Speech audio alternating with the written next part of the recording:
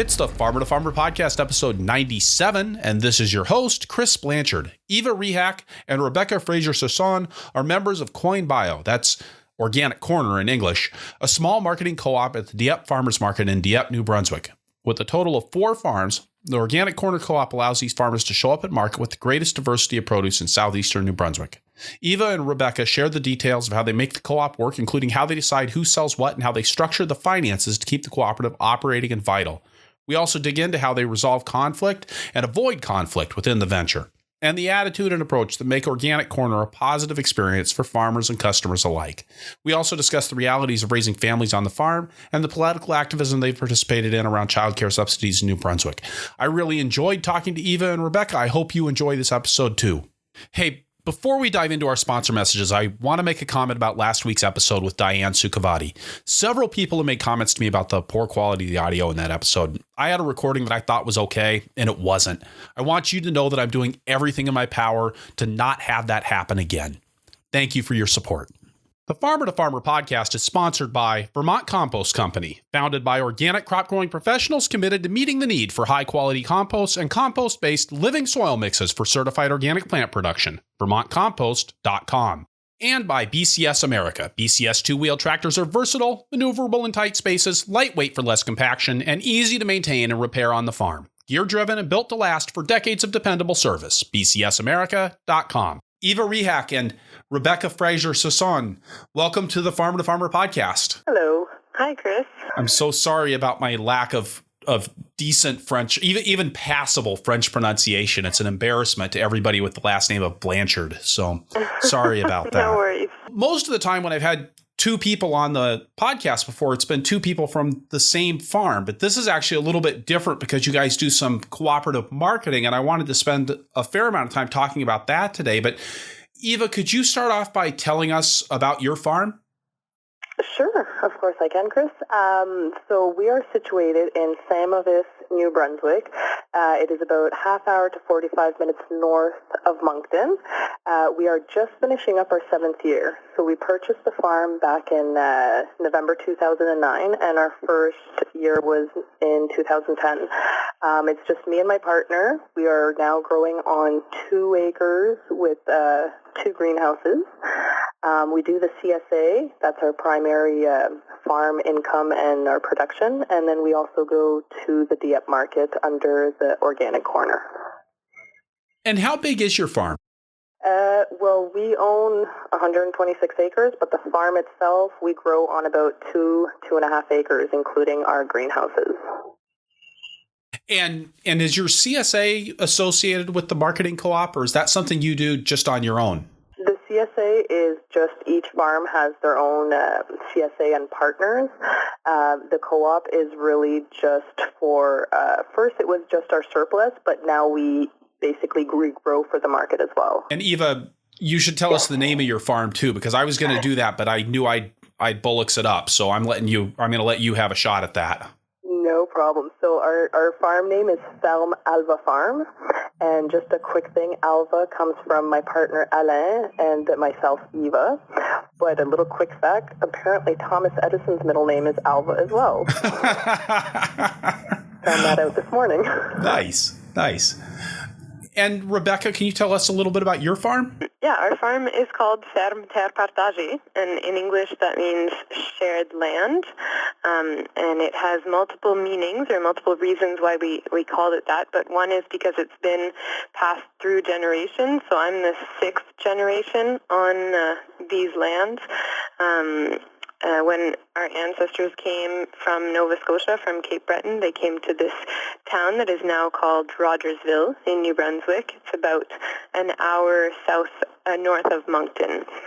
And we hope that it's going to be passed on to many generations, but not necessarily all through our own lineage. So we hope to open up the farm and bring new partners and enthusiasm to this region. And we do mostly, our main activity right now is vegetable production. We also, like Eva, have a CSA and market through the organic corner at the Dieppe Market, but we also have a market in Miramichi, which is a small city about 50 kilometers north of us. And we also have strawberries, so we have a organic strawberry U-pick of a few acres. And we do some livestock because my father is still farming and has been for 45 years. And he does beef, cattle, and pork, and also grains and hay. And we raise, and when I say we, I mean my partner Kevin and I.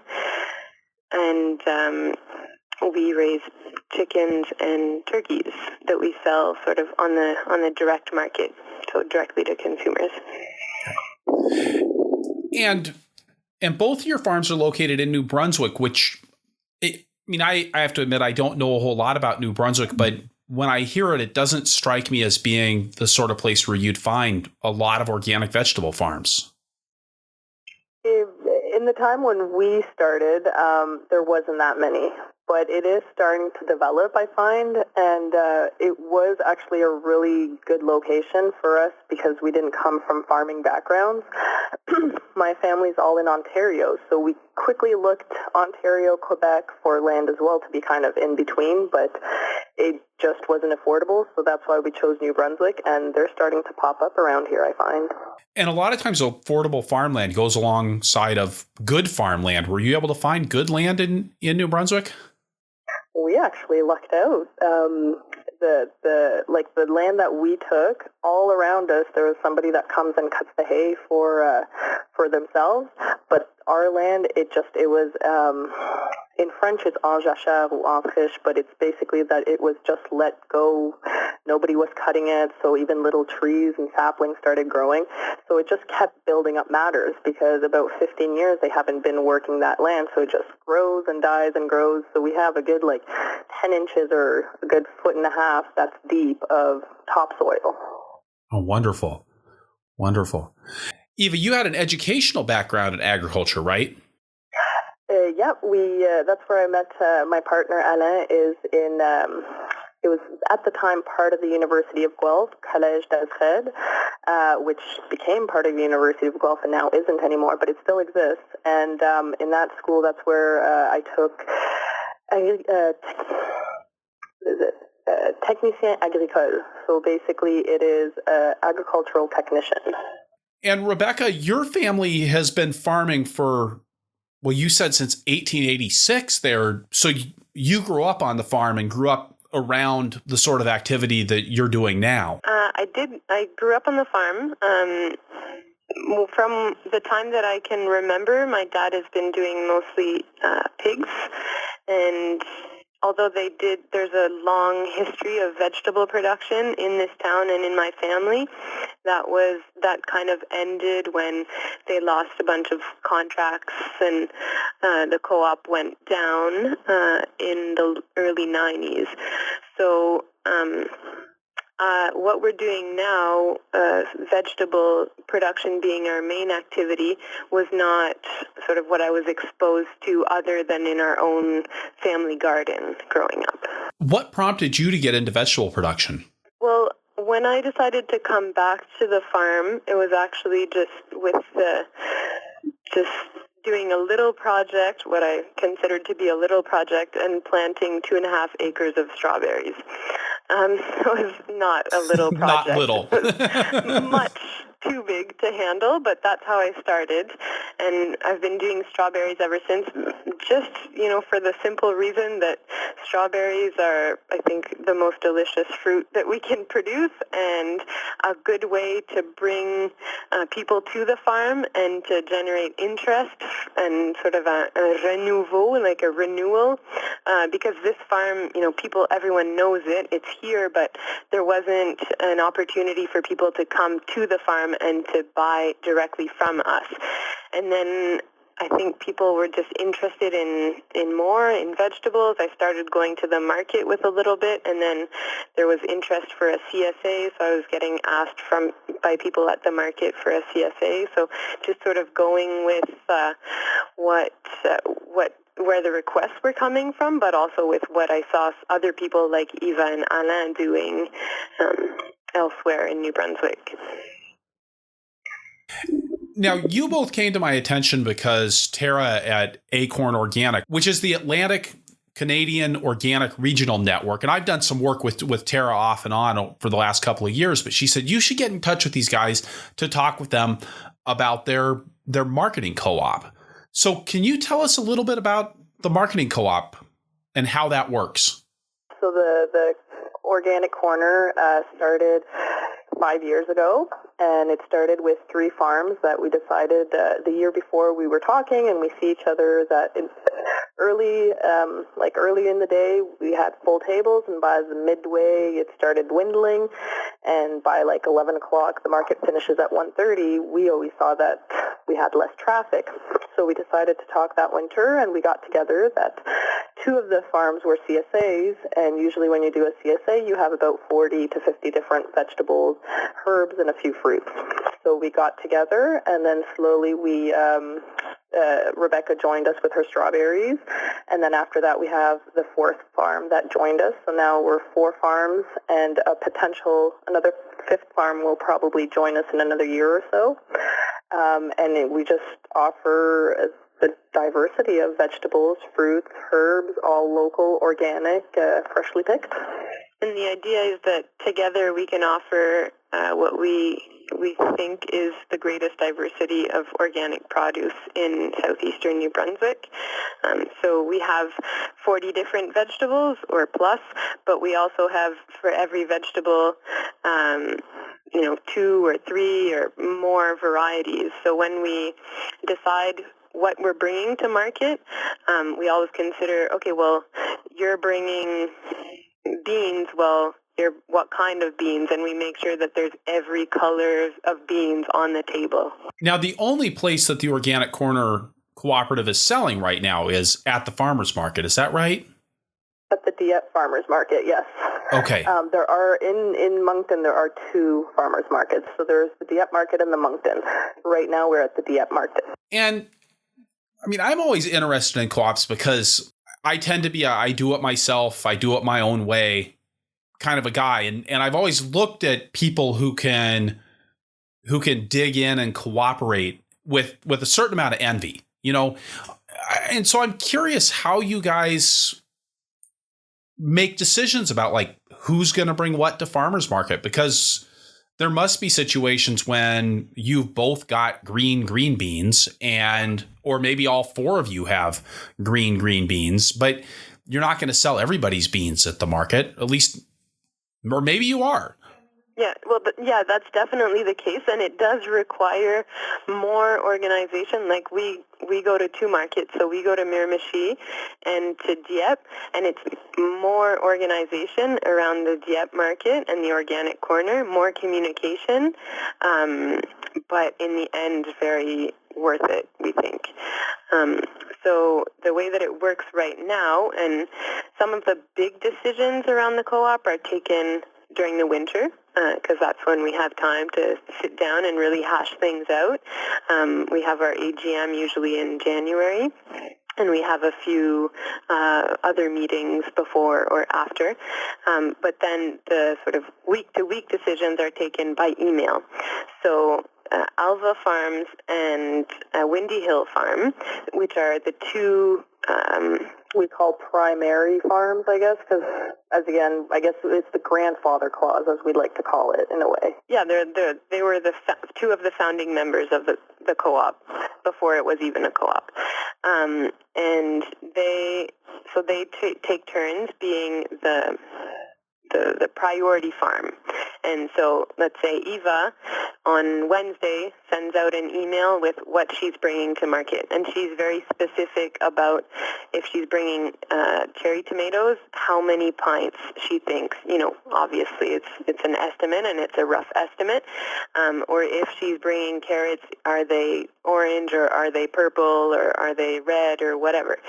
Then the next farm will, and it's already established, who that is, will say, okay, to complement or to supplement, I can bring another 50 pints of cherry tomatoes, or, because we have an idea of how many we can sell just from experience. And we always try to push the envelope to, we know we can sell 100, but we're going to try 125 this week. We're going to bring 125 and take that little risk for potential long-term gain. And then same, the third farm comes in, and usually we're the third farm, and we have another market too, so we have a little bit more flexibility in that end. It's a smaller market in a smaller city. And then we during strawberry season bring strawberries, so we have the priority on strawberries. So if another farm has a few extra pints or whatever that they want to sell, ours gets sold first, and if they're available. The fourth farm, Jardin vers l'Avenir, they have priority on greens. So it doesn't matter, if Alva Farms is the priority farm, Jardin vers l'Avenir, if they're bringing spinach or if they're bringing Asia mix or, whatever it is, they have priority on those sales. But if they don't have enough for that market, then someone else can jump in. How do you go about setting prices in that kind of an environment? Prices, again, that's one thing that we talk about over winter. And we there's, 2-3 factors that we look at. One is looking at the different prices already at the Dieppe market, so we don't compete with them. So there are 2 other organic farms, so we check what their prices are, and we try to stay about the same. And then whatever the conventionals are, we try to go a little bit higher since we're organic. We also check the organic price tracker, so we check if we're also in line with that. And then we also just go into the grocery stores and see what their prices are and try to be, I wouldn't say higher than them, but that we're not being undercut either, because we are fresher and local as well. So we try to emphasize on that. And usually our prices, like Eva was saying, are established during the winter. But then if, you're the only farm that has celery root and we haven't established a price, then it's up to that farm to decide for how much they want to sell it. And we change prices too if something is not selling, or if it's early in the season and we're the first ones to have cherry tomatoes, we might sell them a bit more for the last ones as well. And I know for one example is watermelons too. Ours can sometimes get really big, and we either one year sell them by the fruit, or we'll sell them $1.25 a pound. And we also see the customers' reactions. If you see that someone's, half the people are reacting that it's too high of a price, then we might change it. Usually it's the high price that they'll react to. But so there's all these little details that we look at to make sure we come out on top. Well, and for those kinds of decisions that are being made at the market, which in my experience working farmers market, it's important to have that kind of flexibility and to be able to react to what you see going on there. Who makes those decisions? How do you guys? Because obviously you're not going to stand there at the farmer's market and Eva's not going to email Rebekah and say, what do you think we should do about the leftover celeriacs? Well, we have also, I don't know if it's the right word to say, incorporated the cooperative. So as of last year, we also have a president, a vice president, and a secretary. So these 3 people, we meet, I think we're going to have 4 calls or 6 calls in the whole year. So we'll talk about that. We've also made a marketing committee. So we talk about also the prices or how to display things. So that's another group that we talk with. And then I go to the market every other week I sell, because that's the other thing that we include into the cooperative. So you do have the primary farm that sends the list. Well, that primary farm also, if it's my week, then I will be the market manager, as we say. So I will be at the market. Then there's Allison from Windy Hill Farm. So we alternate back and forth. And Kevin, he's the president. So we're usually all 3 of us are there. And so we can see and talk. And emails are quite quick, too. So if it was my Saturday, at the end of of the day, I might email and be like, you know what, next week we outsold carrots, we should send more, or this price, we could put a little bit more. So it's a lot of communicating. Yeah, and a lot happens, like Eva was saying, like because it's a small co-op, like there's a good chance that the 3 or 4 members could be at the market at the same time, dropping off stuff. But the other thing that there is a market manager, and that person is, it's their responsibility, and we have entrusted them with making those kind of decisions, like on-the-spot decisions. And we can talk about them afterwards, and if it wasn't the best for the co-op, then, we'll have a conversation via email or in person and say, oh, let's try not doing that or something else next week. But it's their call, I guess, the market manager.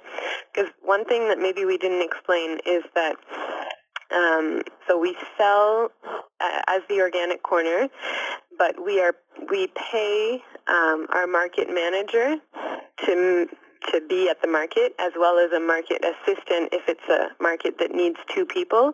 And we do that by taking a percentage of our sales and putting it back into the co-op. So we, let's say we sell for, well, I'm not going to try to do math. If I can just explain it, is what you send to the market. So if we send about like $1,000 worth and we sell 900, the 900 is ours minus a percentage that goes to the organic corner. If Windy Hill Farms sends for 1,500 and sells only 1,400, she gives only percentage from that, and the rest goes to her. Yeah, of what you sell. Exactly. Yeah. Partage sends theirs, again, percentage. And does that require a lot of detailed record keeping at the market, or is that something that's come along pretty naturally for you? I guess we've developed it over the years. Like we've, how should I say, made even a paper where everybody writes. So each farm has their own sheet of paper written what they send, and then we've made it that it's written quite easily the amount that they've sent. Then we calculate. So again, if it's my week, I'll calculate everybody's amounts that are returned, and then the third line is I do the subtraction, and then I multiply it by the price. So every farm has basically these 3 columns with, after that, their total. The money gets split amongst ourselves, and the rest stays with Coin Bio. So what percentage does the organic corner, Coin Bio, take out of what you sell? We started, if I may say so, we started with 20%, and then last AGM we kind of re-talked about it, that it was a high number, and right now we weren't in the midst of necessarily purchasing any big items, whether it was a cooling truck or more infrastructure. So we put it down to 17 with the agreement that Partage is at 16% because they are the furthest from the market. And the reason that we were at 20 at that time is we were also covering the cost of transporting your produce to the market. So when we reduced it, we said it's the farm's responsibility to get their stuff to the market. So we'll take this, 3%, or in our case, 4% off, and the 16 or the 17% will only go towards the market manager position, the market assistant position, anything that we have to buy marketing equipment for the stand, and of course any future projects of the co-op as well. The stall as well, I was just going to add. Right, the stall rental fee. Yeah.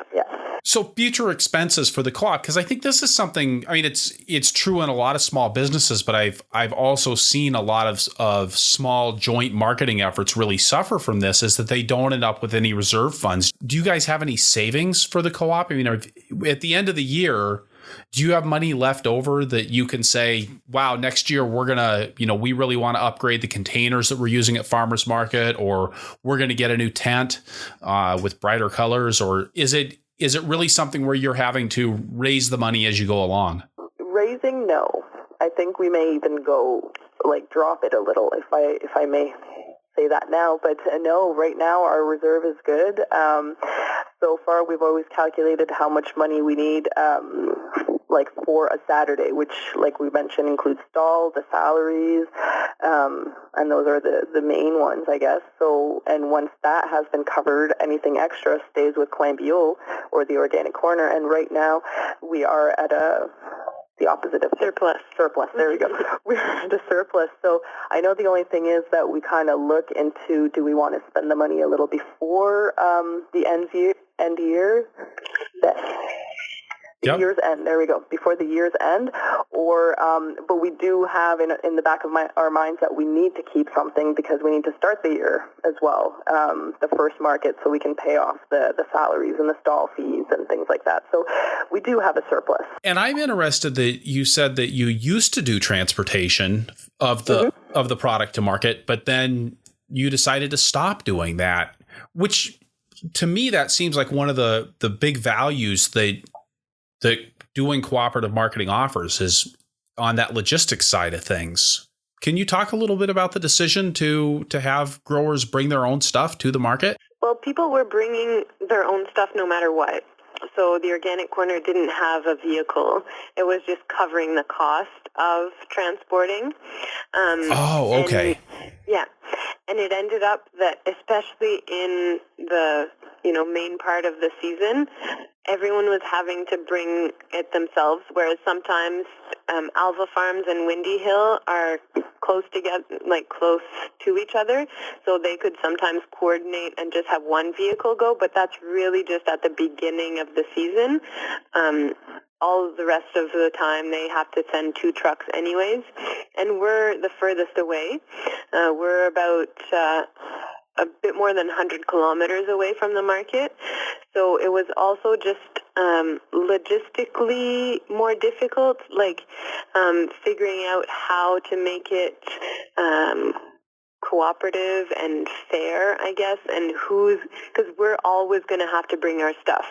And it's actually further for us to go bring it to one of the other farms than just to bring it to market. So it was just easier, I guess. Last year we took the decision to take a little bit of, reduce the percentage that the organic corner was taking and just let everyone figure out their own transportation. And if it makes sense for 2 farms to collaborate, they can do that sort of outside of the organic corner. And the percentage that we took down going from 20 to 17, one of our members calculated it that's what basically it cost for the season, that it was the 3%, and for Talpartage's case was 4% that we took off. So like I mentioned, for me, it's hard to imagine working this closely with a group of people and making these kinds of decisions and really trusting other people in a group to be looking out after my own interest as part of everybody else's interest. Can you talk a little bit about the advantages and why you guys decided to go this way? Sure, I can start. So the reason we kind of created this cooperative was the cooperative was there to help each farm, I guess, get to their potential to start building up that the clientele as well. So again, when we started, we did the Dieppe market by ourselves as Alva Farm, and we had a full table at 7 o'clock. We had our lettuces, carrots, celery at the time. But then by 10, 11, because we were right at the door, so we did get the full load of people going through. By 10 o'clock, we had maybe 5 salad bags, 3 bunches of carrots, and our 2 pints of cherry tomatoes. There was less traffic, so we started noticing that. And then across on the other side of the building was Windy Hill Farm, which they saw the same kind of problem or the same phenomenon. So we started talking, and that winter we got together. Again, like I say, with the third farm that's not with us anymore, but we got together and we decided, why don't we pull our resources together, and basically that's how it started. So the third farm did only herbs, so that was a nice bon ajout, a nice compliment, if that's the word. Yeah, I like that. Does that sound? Is that the right wording? Yes, that's the right word. Okay.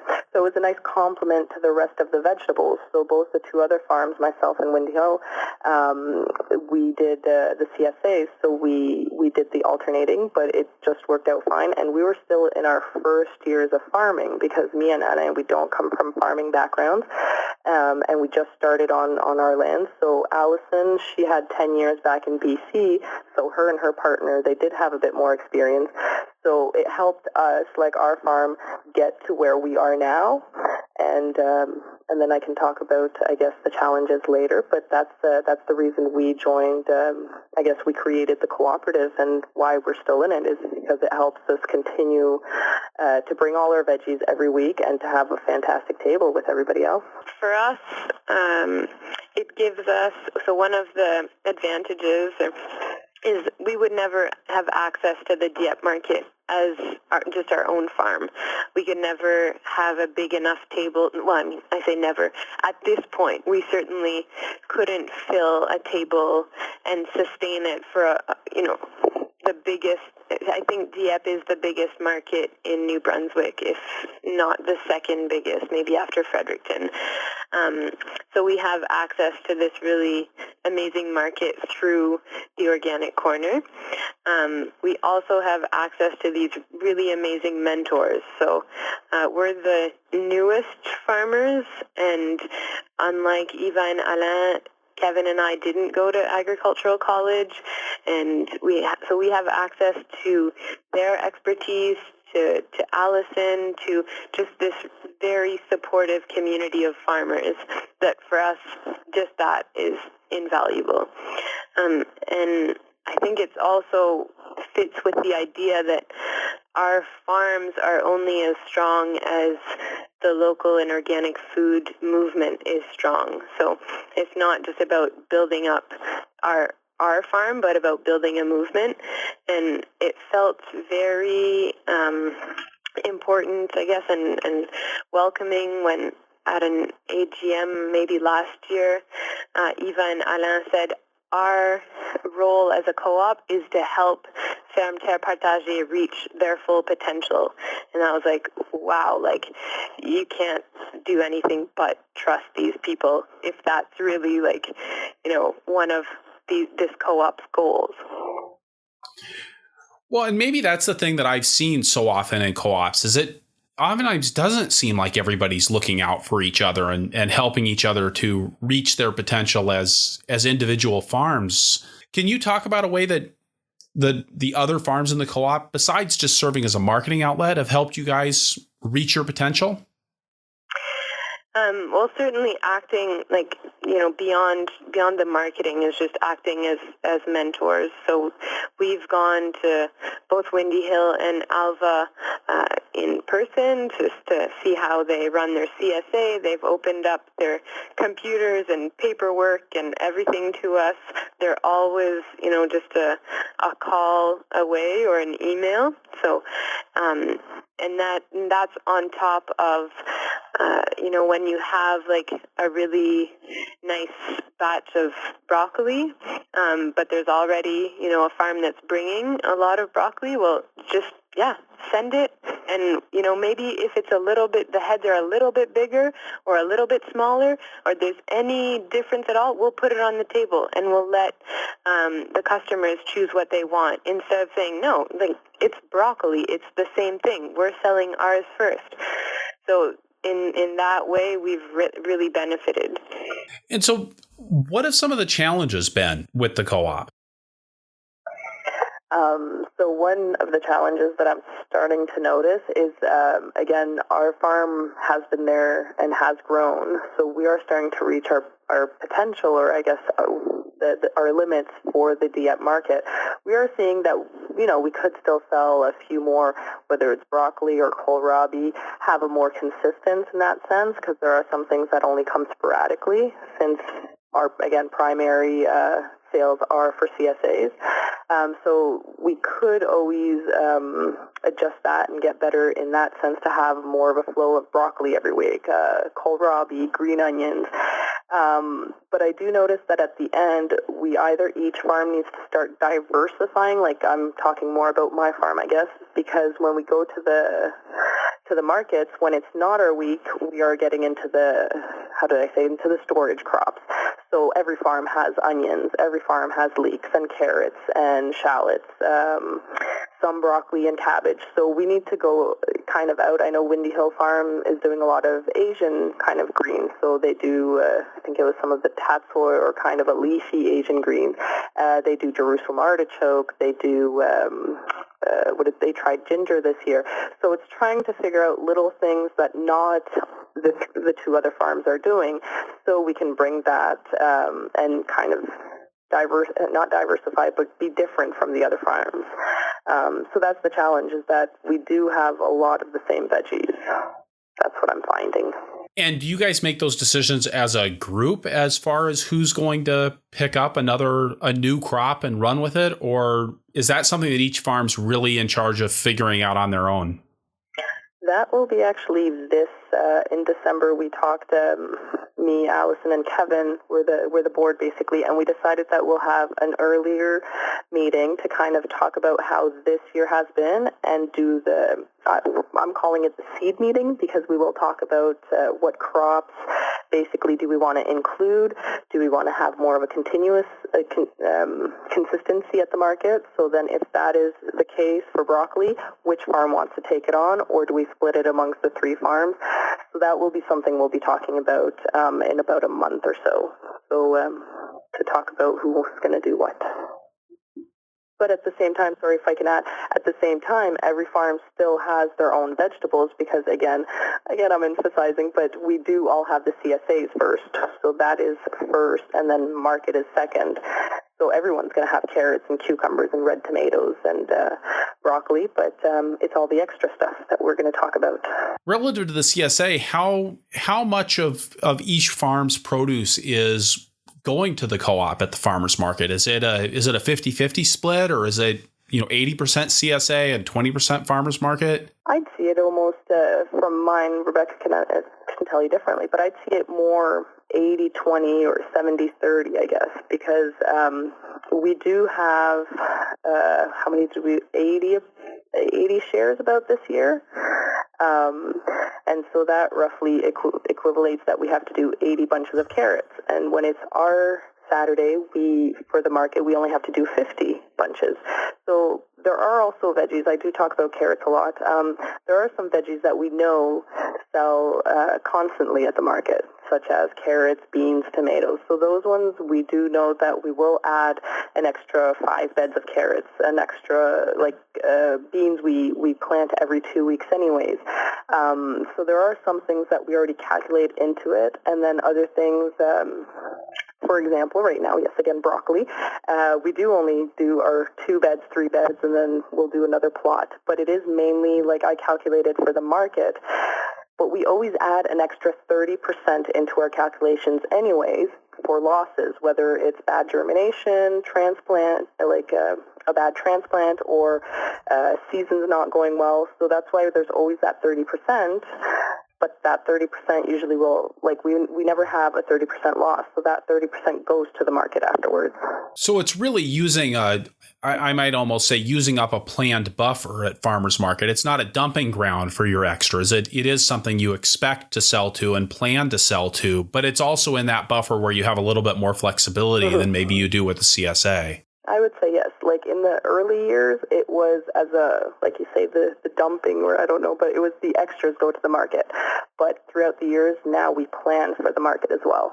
And with that in mind, how do you determine quality standards for the co-op? I mean, I know that when I was doing farmers markets, we would bring stuff to market that was cleaner, was fresher, it lasted longer than a lot of the other farms there. You mentioned the importance of quality to your group. How do you guys create and then enforce those quality standards? Well, I think that's another of the challenges, maybe not so much quality as just standardizing. So even like bunch sizes at this point, and that's something that we have to work on this year and into the future, is like, how do we standardize? So maybe going through each crop and what is a bunch, and what quality do we expect from that vegetable or from that bunch. I think so far it's just sort of been, and again, the market manager's decision, but every farm has pretty high standards for themselves, and also when you know that you're working with other people and that you're going to be judged by other farmers, maybe your standards are even higher, and then it will be up to the market manager to decide if that is not going on the table, or if one farm brought whatever bunch of salad turnips and they're just not moving, and you have this other farm's bunch that are like way cleaner and shinier and better looking, and you just decide to put them out and they start moving, and that's okay. That's the market manager's decision. I will also add that it is an education that we do to the consumer as well. We will sometimes bring our kale and our arugula that have bite marks in it. So we do educate the people that we are organic, so we do not spray anything, so the insects will come and have a bite before we actually bring it to the market. And but again, like Rebekah says, we do have our high standards that we will have, the nice carrot, but at the same time, we'll wash it nicely and we can have a twisted carrot in our bunch as well. Again, it's just the educating, and if not, we also do like bagged carrots, which will be for, as we call it, our number 2 carrots. So sometimes if they're too crooked or if they're a bit smaller or too big, we'll bag them as well. So we do try to push as much vegetables to the market as we can. We don't try to discard because it's a little ugly. Yeah, and that's a good point. Like, it's up to the farm, if you want to take the risk that it won't sell because it's not as nice, but it still fits with that value of education and avoiding food waste, then send it. It doesn't hurt the co-op at all. Just more variety. And I wonder if you've had pushback from other farmers at the farmers market about the fact that you guys are selling as a group and therefore have, what some people might perceive as being an unfair advantage. None at all that I've seen. Most people are congratulating us, saying that it's a good thing. People love us at the market. Eva is really good at going around and trading stuff at the end of the market, and so she knows everyone and talks to everyone and gets all kinds of other goodies from people too. She makes friends with the strawberries, right? I'm the market gypsy, basically. But the strawberries, I can never trade them because they sell all out. There's no trade with strawberries. Okay. All right. And with that, we're going to take a break, get a word from our sponsors, and then we'll be right back with Eva and Rebekah. The Farmer to Farmer podcast is made possible with the generous support of Vermont Compost Company, makers of Fort B and Fort Light potting mixes for certified organic transplant production. And while it may seem early to be thinking about next year's greenhouse season, you don't want to miss participating in Vermont Compost Company's fall pre-buy program. When you order Vermont compost potting soil for next year's growing season, you can save significantly on the finest potting soil that I personally have ever used. There are many great options for significant savings. Vermont Compost Company organizes shared truckload weeks, where they organize and group orders by state or region. When you place your order to ship on one of these shared truckloads, they offer discounts on the purchase of your potting soil. Plus, they consolidate the orders, so growers also save on shipping fees. If you want to get the best possible deal on Vermont compost potting soil, order a full truckload. This is what we used to do on my farm. If you don't need a full truckload yourself, get together with your farming friends and neighbors and order a full truckload together. This option offers the best possible price per sling bag or pallet and the best possible shipping rate. It's also the best option for growers who are a great distance away from Vermont. Growers who pre-buy full truckloads often end up paying a price for their sling bags that is lower than what growers pay for a sling bag picked up in Vermont. The fall pre-buy program runs September 21st through December 21st. For more information, visit the website, vermontcompost.com. Bandwidth for the show is provided by BCS America. BCS two-wheel tractors are often mistaken for just a rototiller, but it is truly a superior piece of farming equipment. Engineered and built in Italy, where small farms are a way of life, BCS tractors are built to standards of quality and durability expected of real agricultural equipment, the kind of dependability every farm needs. I've worked with BCS tractors for over 24 years, and I wouldn't consider anything else for my small tractor needs. And I'm not the only fan. More than 1.5 million people in 50 countries have discovered the advantages of owning Europe's most popular two-wheel tractor.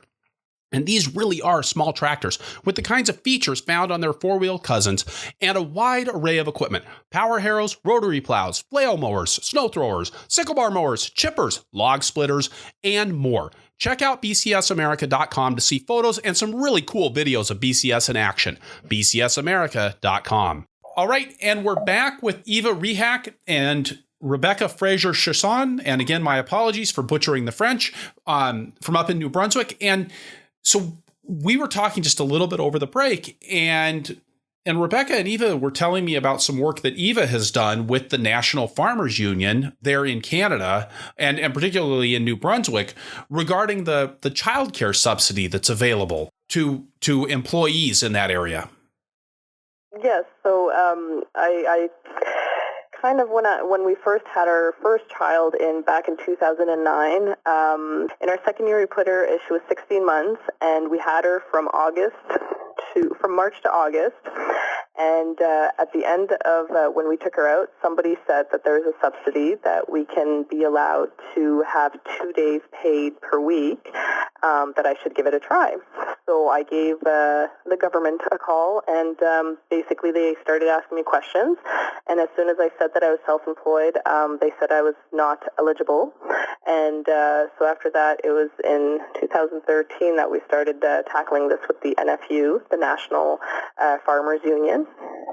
And so basically we did change it that if you are self-employed, you are eligible. But in our case, we were in a partnership, so that kind of nullified our access. And then this year, Rebekah had her child go in January, so she kind of went to look if she was accessible, was allowed. And so I gave it a shot, and just to see where we were at, I called and asked if we'd be able to access it.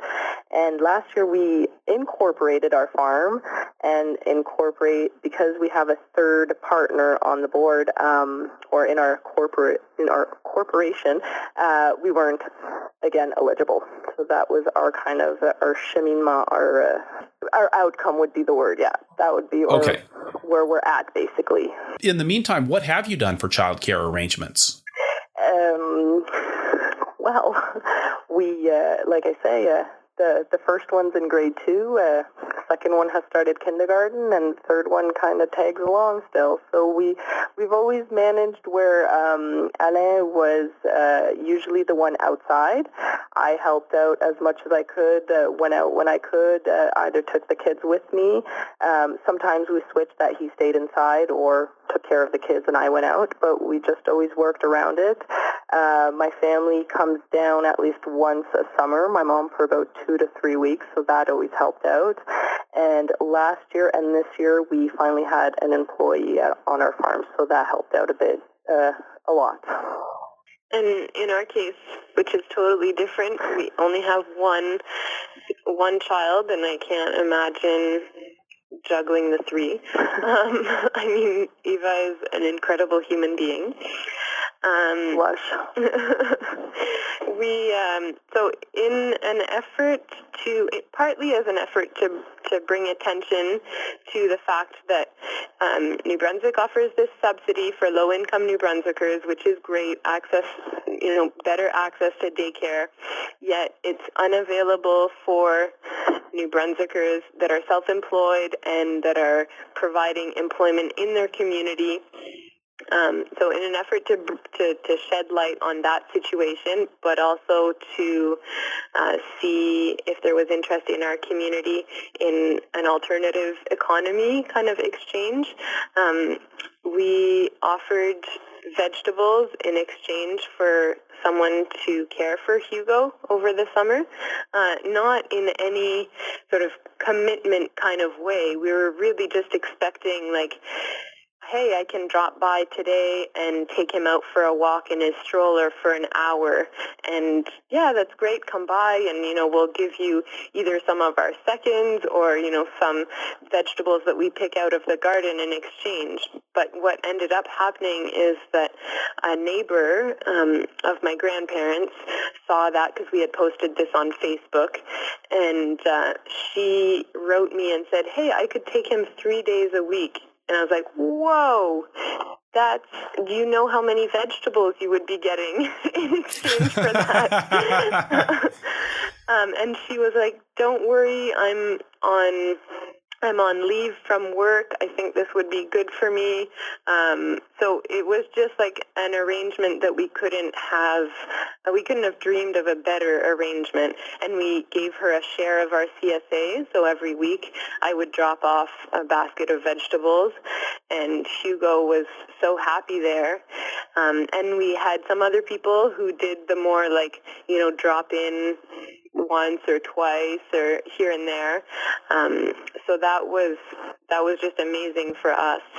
And the fact that we could both have this awesome exchange without the exchange of money, just vegetables and someone caring for our child was really awesome for us. So on your farms, I think it was Rebekah that was talking about how really your husband end up doing most of the farming and you did the inside work. Is that right?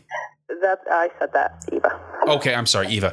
That's okay. Yes. So I still worked. I didn't just. Right. Clearly. But I do more of the planning. You can ask Anna if you need confirmations. But when it comes to planning, usually it's me for the seeds or what's coming to be sown that week. I would always try to make a schedule. Ordering seeds and things like that we still do together. But the big plan of when to seed, what to sow, how much Alain made a format, but usually I worked on that. Emails to our partners, I took care of that. Facebook, he was more the one doing it, but office stuff came down to me, yes. Yeah, and I think what's important, and anyone who runs a CSA or a small farm will know, is that is just as much farming as being out on the BCS, because you can be, running the BCS as long as you want. Nothing's going to happen if you don't know what needs to be planted and when and in what quantities and what needs to be harvested. I think Simon Huntley said just a couple weeks ago on the show that farming without marketing is basically just running a compost pile.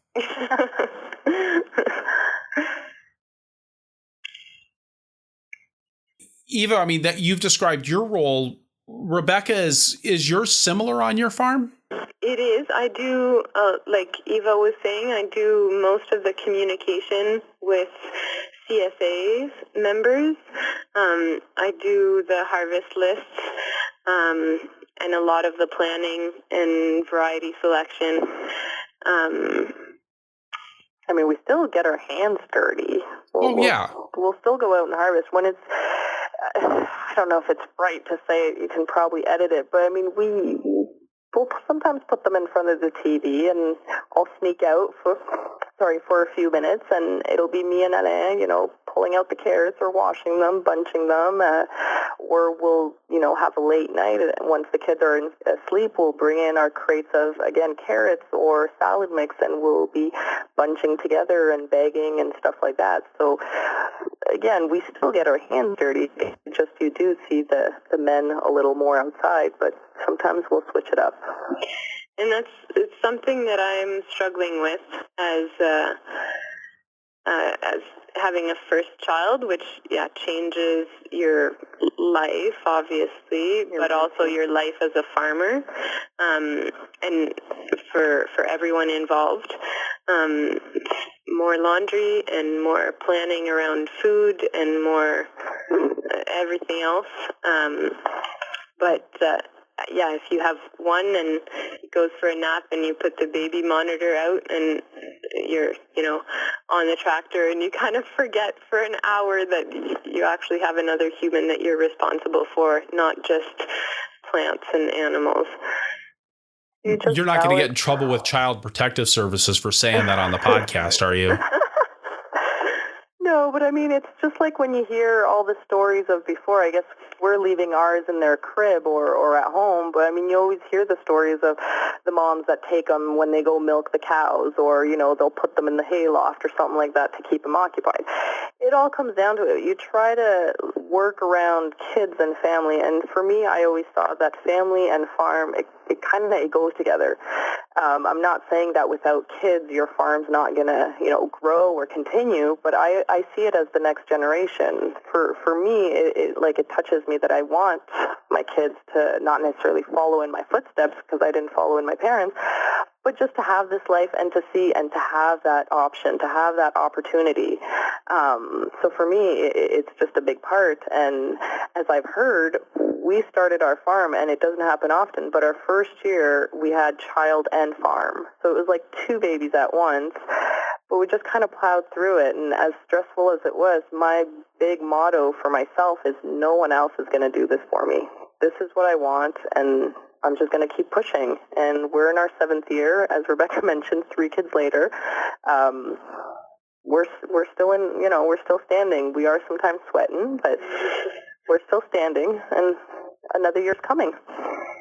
Yeah, and I'm sure there's a bunch, so many listeners probably have so many different tricks of carriers, like thank gosh for baby carriers, and no kidding. Thank gosh for adaptable babies. And I think in part he's adaptable, and in part he has no choice, and he's been in a front or back carrier through every season and every job on the farm, whether it's on a tractor or weeding or harvesting and what do you call those, eggs saucers? He doesn't really like it that much, but plop him in there and you can do a job for 15 minutes, and then if you leave them in the middle of a field, at least it takes them a long time to to get to anything dangerous. Yeah. So all these tricks, and I'm sure we'll be learning them all our lives too at different stages.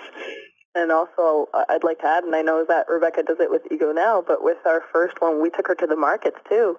We started in a smaller one. I don't think I'd take a child to Dieppe because it's very big, but we started in a small one, and she would take naps at the market. She would smile at everyone. Whether it made more sales, I don't know, but... oh, yeah, Hugo is definitely our biggest marketing advantage. Yeah. You may as well get some value out of them, right? Yeah, you get a lot of likes on Facebook at least. I know. That's I see right. That. But I mean, I don't use my children in that sense, but if people ask, is this any good? Like pea shoots, people are asking, like, is this good? You know what? My 3-year-old, he's not 3 yet, but he will eat a whole bag of pea shoots and ask for more. My children sell the vegetables. As soon as I say that, my kids eat it, and it's not because they live on a farm, but they genuinely like it, and it's amazing. So just on that marketing note, when you guys are doing, to take a little bit of a pivot and talk about your work with your farms rather than just talking about, your kids, when you guys are marketing your farms on Facebook, are you also marketing the co-op, or do you tend to focus that energy just down on your CSA program?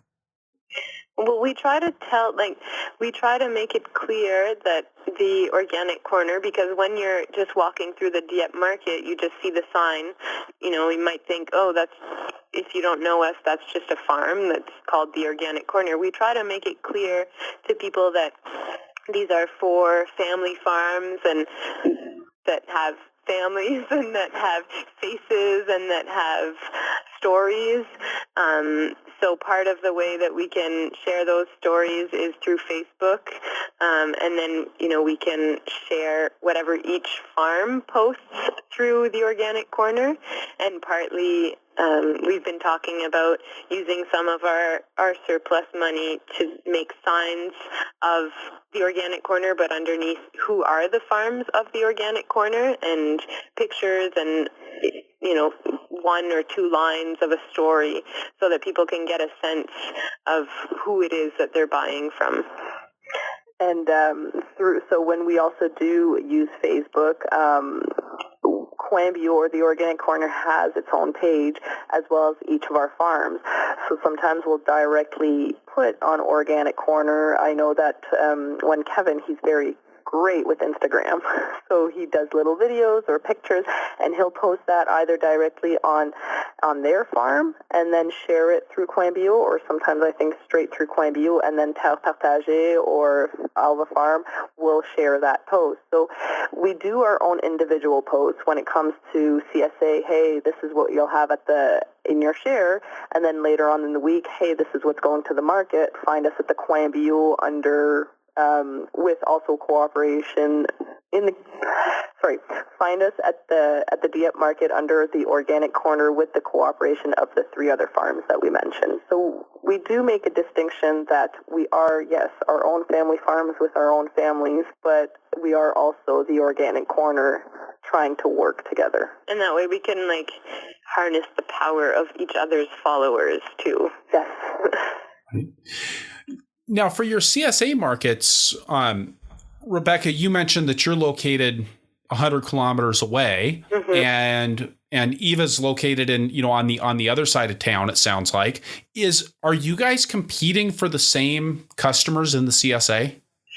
We're about because we're further from Alva Farm than we are from Dieppe, so we're about 150 maybe kilometers from each other, and we've focused our CSA energies in the north of the province, well, more specifically in Miramichi at this point, but we're very one of our values, I guess, or things that we see as being pretty important is providing organic food to the northern part of New Brunswick, because there's a growing movement. There's not hundreds by any means of organic farmers in the south of New Brunswick, southeastern New Brunswick, but there's many more than in the northeastern part of New Brunswick, and we consider ourselves just at the edge of the northeast. So we've focused our energy CSA-wise and market, because we have a market in Miramichi as well, on that part of the province. We have a few people, mostly friends, who pick up our CSA share in Dieppe. And I will add that from my point of view, I do not see a competition with the CSA customer base. We did increase from last year 30%, and I think we will increase again next year.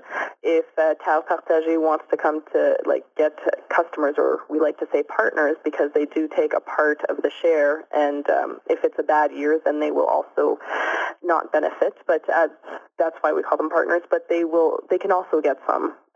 There are always farms popping up around Moncton, and we have not seen a decrease in our numbers. So I don't see a competition. If anything, I see that we work together, because I know that Kevin and Rebekah, they weren't going into Dieppe, and people were asking about shares, and then they just passed along our names to those people. So we still help each other out, even if it is CSA and not Organic Corner.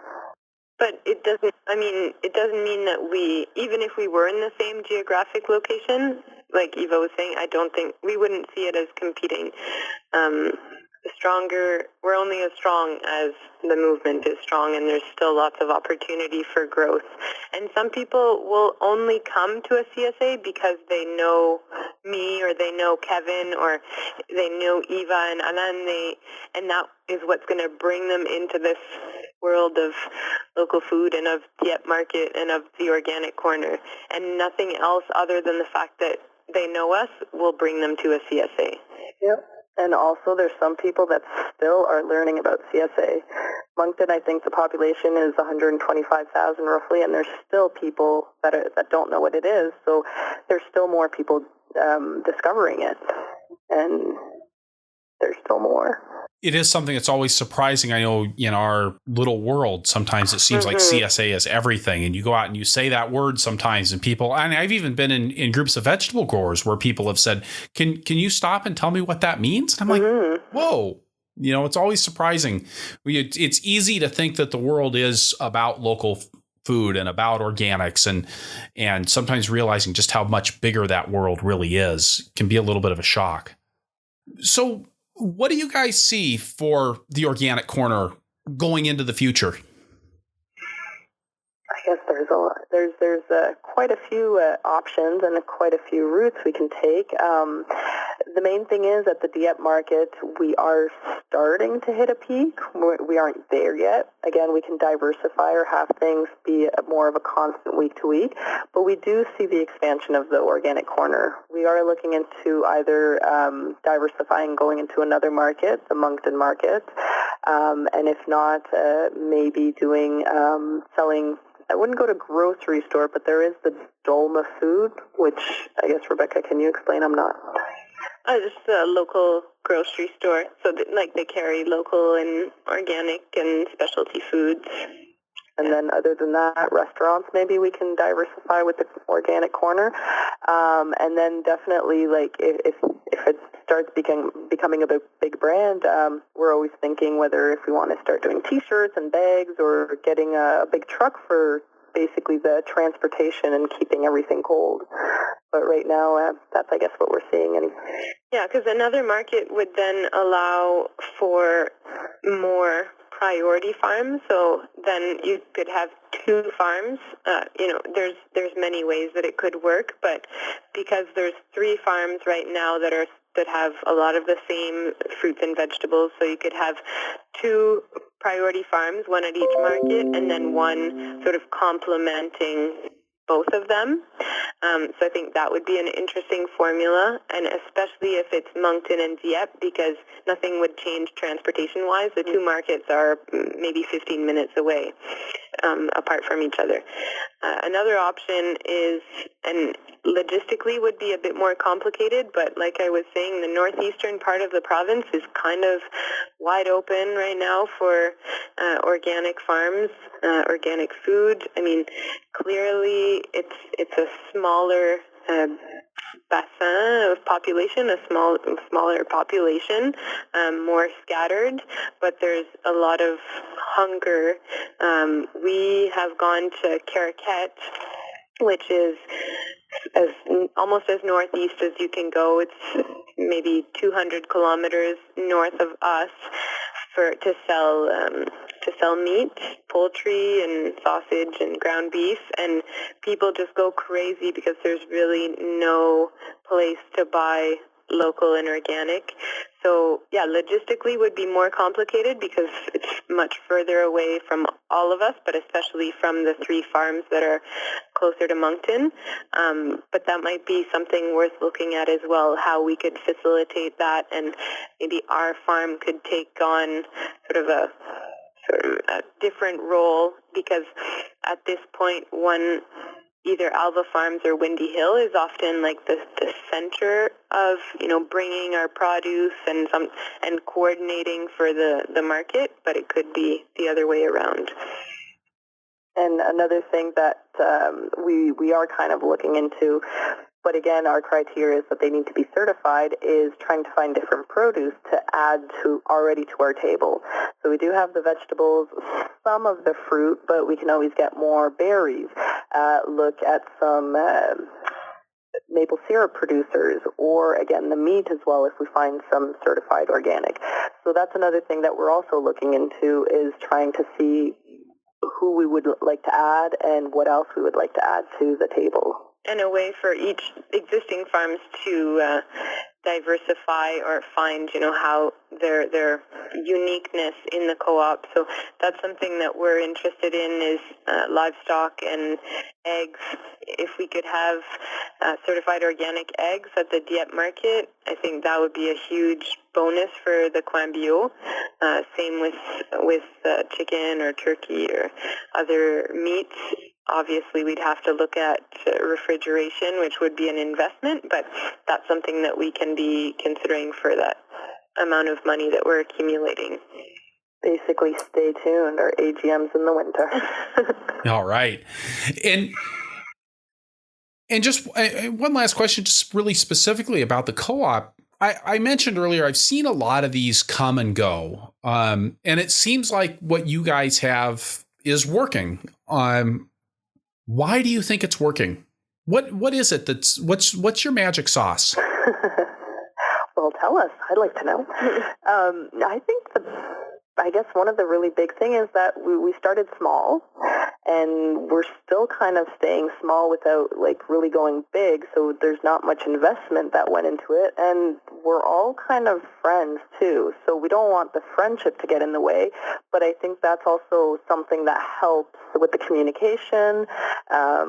Just if we have ideas, we bounce them off each other. We're not really too shy to be like, you know what, this isn't really working. Maybe we should talk about it. So I think that, we just have that openness and that we communicate. Communication is a big key, but yes.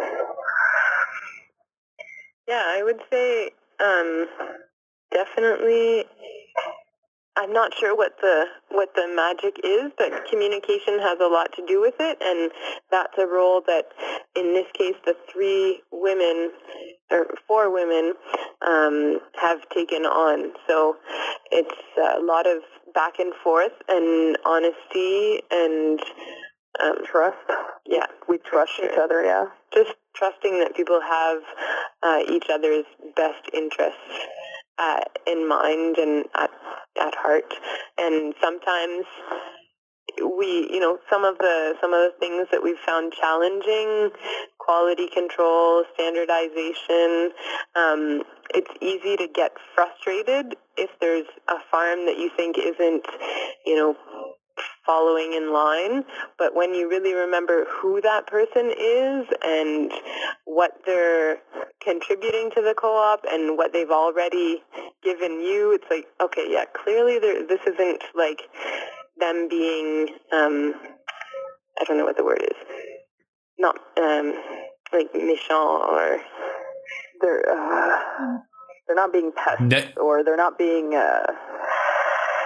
negligent or irresponsible. Yeah, like it's just something that has to be. They're not doing it purposefully. Yeah, yeah, right.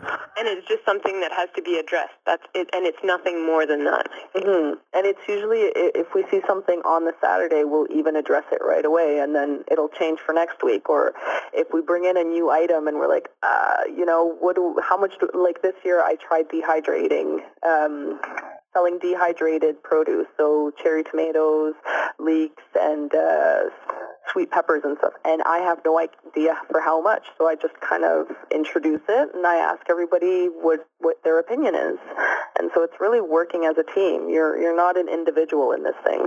And I think we, you say you've seen ventures come and go, and I think we will only continue with the organic corner as long as it's beneficial to each farm and to us as a co-op.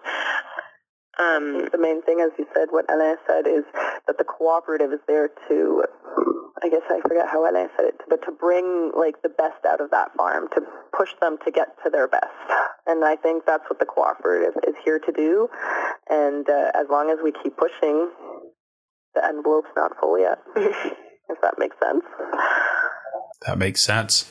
All right. And with that, I'd like to turn to our lightning round here at the end of the show. So Eva, what's your favorite tool on the farm? Oh, geez. My favorite tool? Really my hands. It weeds, it sows, it doesn't chop, but Yeah, no, my hands, it just, and not wearing gloves. I need to touch the earth. And Rebekah, how about you? I wish I knew the name for this. I'm going to have to explain. But it's transplanter that's very old. So it attaches behind a tractor, and it has two wheels that have these clamps. So it's for like bare roots. So we use it for strawberries, planting strawberries. And it's my favorite tool because it has so much history. And Rogersville used to be like the Canadian capital of Brussels sprouts, and this is what they were using to plant Brussels sprouts. So you're planting strawberries in May, and people are like literally stopping on the side of the road and coming out and telling you about how they used to plant and who their planting partner was and how good they were and how fast they were. It brings out so many stories. I love that. That's so rich. I love that. As you guys have been going through setting up the co-op and growing the co-op, where have you turned for information? What are your favorite resources for doing the work that you've done in the co-op? Each other, for sure. And Allison, our Windy Hill farm, has lots and lots of not only farming experience, but co-op experience. So she was a member of a co-op in British Columbia for 12 years and a bunch of other co-ops. And as well, we're all of us are members of a larger cooperative called Really Local Harvest. That's also a marketing co-op. So as far as like the structure of a co-op, there's lots of resources in New Brunswick that are specific to New Brunswick that have been really awesome. There's a co-op council that's been very helpful. There's also, I add Acorn as well. They always have workshops and things like that. If there's ever, and podcasts, I don't know if I've ever listened to one, but a webinar as well. I've seen a few of those. Great. And Rebekah, what's your favorite crop to grow besides strawberries? Oh, shucks, that's the easy answer. I think it changes year to year. So I think one that you can follow throughout a whole season. So tomatoes, I'm thinking of I just pulled our tomatoes out of the greenhouse our last row was last week, and just pulling on this huge stalk, thinking wow, this was a seed in my hand, in March or April is pretty amazing. So any crop that you can follow throughout a season like that, I think is very cool. Eva, your favorite crop to grow? Well, I'm going to have to steal Rebekah's answer, saying that it changes season to season. I do also like the tomatoes because they just have a fantastic flavor. Celery, I like celery. We didn't do it this year, but I also that's the thing, I like celery and other veggies in that sense that are different, that are hard to grow, and that people are amazed to see that you can do that here. Melons, watermelons, what were you going to say? Yeah, I was going to say that's why Alva Farms is so well known for melons. Yes, yeah. So I love our melons too, and it's hard to choose one when you do about the 40 to 50 different varieties. It's hard. They're just also tasty. Yeah. They're all so good. Oh, man, yeah. But I like that you picked the one that really just proves that you're a badass. Ground cherries. I didn't even mention ground cherries. Those are delicious. You just opened a whole can of worms now. A whole can of worms, yeah. So, once you get into ground cherries, then pretty much everything's fair game after that. So. And dehydrated, those are tasty too. Well, and you mentioned the dehydrated cherry tomatoes. I think there's almost nothing better. Those are like candy. Yeah. I don't even cook with them. I just eat them like that. And Eva, if you could go back in time and tell your beginning farmer self one thing, what would it be? Oh, geez. Plan more, I guess, and just, I don't know, just keep at it. Don't give up. And Rebekah, the same question for you. I'm still I still consider myself a very beginning farmer, so whatever I tell myself every day. Just plant more. So Eva said plan more. I think plant more also. Yeah. All right. That too. Plan and plant. I mean, it goes hand in hand. Eva and Rebekah, thank you so much for being part of the Farmer to Farmer podcast today. Thank you, Chris. It was fun. It was my pleasure, yeah. All right, so wrapping things up here, I'll say again that this is episode 97 of the Farmer to Farmer podcast, and you can find the notes for this show at farmertofarmerpodcast.com by looking on the episodes page or just searching for Coin Bio. That's COINBIO. Transcripts for this episode are brought to you by Earth Tools, offering the most complete selection of walk-behind farming equipment and high-quality garden tools in North America. earthtools.com.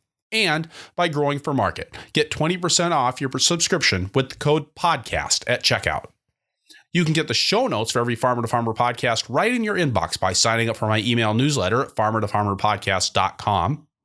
Also, please head on over to iTunes, leave us a review if you enjoy the show, talk to us in the show notes, or tell your friends on Facebook. We're at Purple Pitchfork on Facebook. You can support the show by going to farmertofarmerpodcast.com/donate. I'm working to make the best farming podcast in the world, and you can help. Finally, please let me know who you would like to hear from on the show through the suggestions form at farmertofarmerpodcast.com. I'll do my best to get them on the show. Thank you for listening. Be safe out there and keep the tractor running.